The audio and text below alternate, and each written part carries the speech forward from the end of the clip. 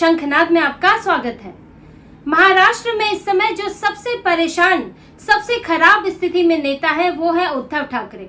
उनका हाल ये हो गया है, ना घर के ना घाट के, ना वो महायुति में जाने लायक रहे हैं और ना ही महाविकास अघाड़ी में उन्हें कोई महत्व मिल रहा है।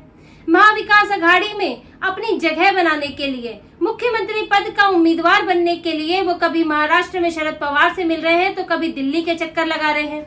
और जब वहां भी बात नहीं बनी तो आए दिन रोज रोज ऐसे बयान सामने आ रहे हैं जिससे उद्धव ठाकरे की मानसिक हालत का पता चलता है कि वो कितनी ज्यादा उनकी स्थिति खराब हो गई है कि वो किसी भी हाल में मुख्यमंत्री पद का उम्मीदवार बनना ही चाहते हैं। कभी वो कह रहे हैं, उद्धव ठाकरे कहते हैं कभी कि अगर महाविकास अघाड़ी में शरद पवार जो एनसीपी है, कांग्रेस है, अगर वो उम्मीदवार बना दे मुख्यमंत्री पद का तो मैं उसे समर्थन कर दूंगा। वो दबाव बनाने की कोशिश कर रहे हैं कि मैं इमोशनल एक तरीका कि आप मुझे नहीं बनाना चाहते तो आप किसी और को बना दें, मैं उसका समर्थन कर दूंगा।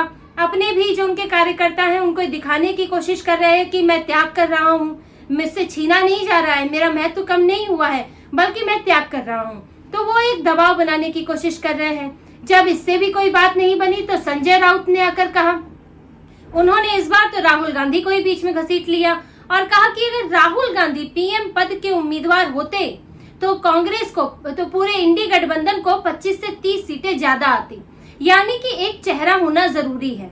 अब वो चेहरे से उनको राहुल गांधी से तो मतलब है नहीं।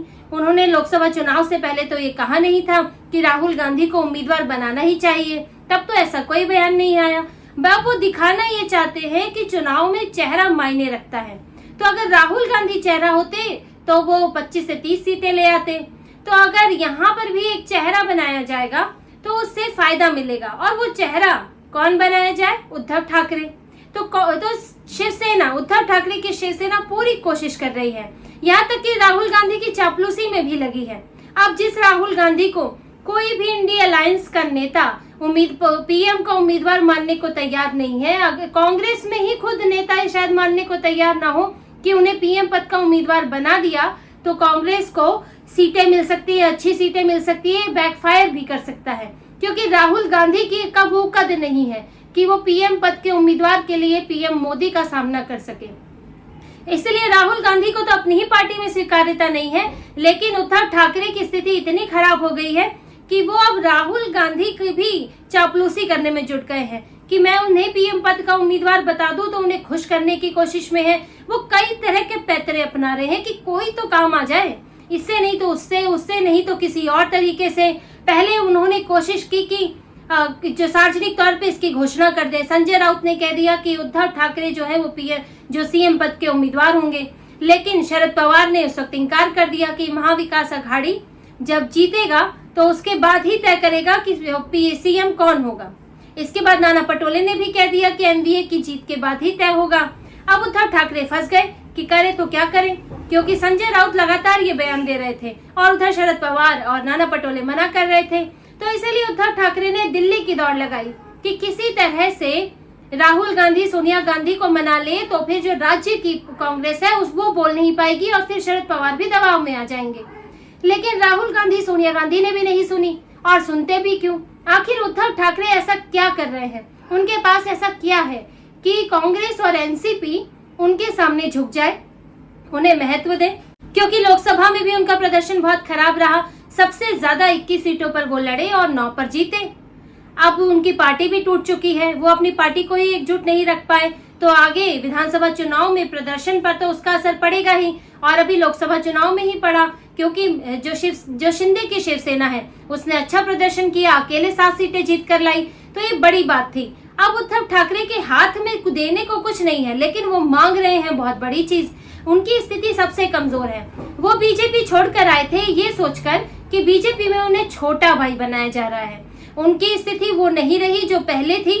पहले क्योंकि देवेंद्र फडणवीस मुख्यमंत्री बने और जो शिवसेना है उसकी सीटें भी बहुत कम आई। बीजेपी 105 सीटें लेकर आई, शिवसेना के पास मात्र 56 सीटें थी। अब इतनी कम सीटों के साथ वो मुख्यमंत्री तो बना नहीं सकते थे। तो उद्धव ठाकरे को उनकी कोर टीम के कुछ लोगों ने, जिनमें संजय राउत का नाम तो सबसे पहले आता है, ये बताया कि नहीं, आपको बीजेपी खत्म करने की कोशिश कर रही है, आप छोटे भाई की भूमिका में है, आपको बीजेपी का साथ छोड़ देना चाहिए। इसलिए वो दौड़ कर आ गए एमवीए में। एमवीए ने उन्हें क्यों स्वीकारा, कांग्रेस और एनसीपी ने? क्योंकि उस वक्त वो बीजेपी को सत्ता से हटाना चाहते थे। इसलिए उद्धव ठाकरे को मुंह मांगी कीमत दी गई और वो कीमत थी सीएम का पद। अब उद्धव ठाकरे ने सोचा कि हमेशा स्थितियां ऐसे ही रहेंगी, मैं तो अभी सीएम हूँ, कम से कम मैं अपने पार्टी के लोगों को ये तो दिखा पा रहा हूँ कि मैं बड़ा भाई हूँ यहाँ पर। लेकिन अब जैसे ही सत्ता से हटे, उनकी पार्टी टूटी, प्रदर्शन खराब हुआ, अब असली स्थिति निकल कर आ रही है कि अब एनसीपी और कांग्रेस की महत्वाकांक्षा भी बढ़ गई है।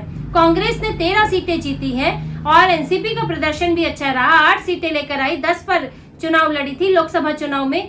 तो अब इनकी भी महत्वाकांक्षा बढ़ गई है, ये चाहते हैं कि महाराष्ट्र में इन्हें भी और मौका मिले, अगर चुनाव जीतते हैं तो ये मुख्यमंत्री बने, ज्यादा से ज्यादा सीटों पर चुनाव लड़े।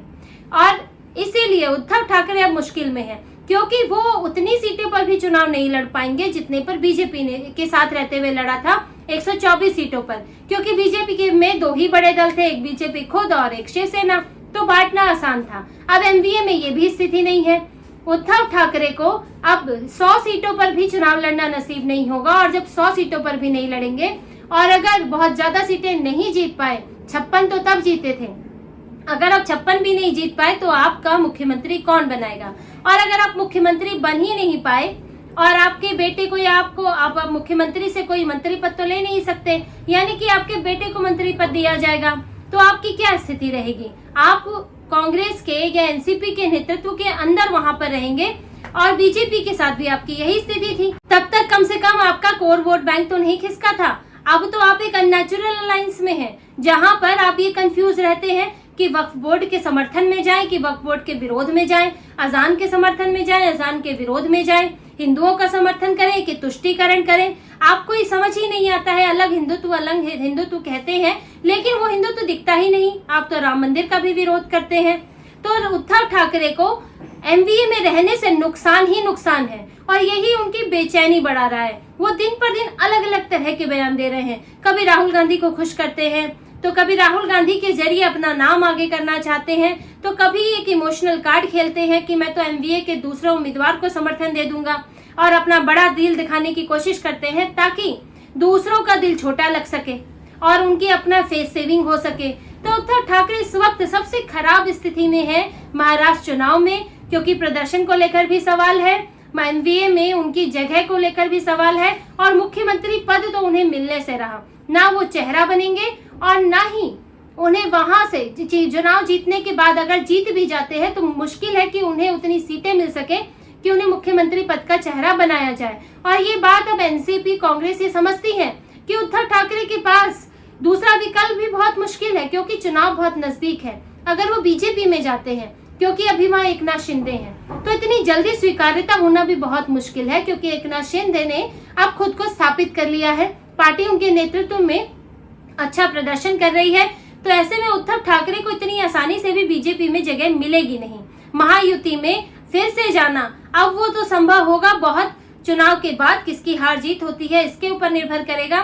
तो उद्धव ठाकरे अब वो कहाँ जाएं वो ये समझ नहीं पा रहे हैं, और अब वो महाविकास अघाड़ी में है, तो वहां भी उनको अब मन नहीं लग रहा है। किसी न किसी तरह कुछ तो मिल जाए इसकी कोशिश में लगे हैं। और अब उद्धव ठाकरे ही नहीं बल्कि उनकी पार्टी के दूसरे नेता भी ये सोचने लगे हैं कि बीजेपी के साथ गठबंधन तोड़कर सही किया कि नहीं। इसीलिए ये भी हो सकता है आने वाले वक्त में कि और लोग उद्धव ठाकरे को छोड़कर एकनाथ शिंदे के साथ चले जाएं, क्योंकि देखिए अभी तो चुनाव की घोषणा हुई नहीं है, क्योंकि नवंबर तक हो सकते हैं चुनाव इसके, और अभी उद्धव ठाकरे की स्थिति भी क्लियर नहीं है। अभी ये भी नहीं तय हुआ है कि कितनी सीटें उद्धव ठाकरे को मिलेंगी। जैसे जैसे सीटों का बंटवारा होगा और जो शिवसेना के जो नेता हैं, जो उम्मीद लगाए बैठे हैं टिकट के, उनके टिकट भी कट सकते हैं। तो ऐसे में ये बहुत संभव है कि वो लोग एकनाथ शिंदे का रुख करें, क्योंकि यहाँ पर उन्हें तुष्टीकरण की राजनीति करनी पड़ रही है और शिवसेना के शिंदे का सामना करना पड़ रहा है। तो इसीलिए वो एक अननेचुरल अलायंस को छोड़कर, जिसका कोई भविष्य नहीं है, जिसके नेता का कोई भविष्य नहीं दिख रहा है, हो सकता है कि शिवसेना कल को जो उद्धव ठाकरे की शिवसेना है वो खाली होके एकनाथ शिंदे के पास पहुंच जाए। तो उद्धव ठाकरे के सामने कई चुनौतियां हैं। महाराष्ट्र का चुनाव तो है ही, अपनी पार्टी को एकजुट रखना है और एमवीए में अपनी एक सम्मानजनक स्थिति बनानी है, जो कि बहुत मुश्किल लगती है। तो इसी तरह की और खबरें और विश्लेषण आपके लिए लाते रहेंगे। हमसे जुड़े रहिए, सब्सक्राइब कीजिए, कमेंट कीजिए। बहुत बहुत धन्यवाद। जय श्री राम।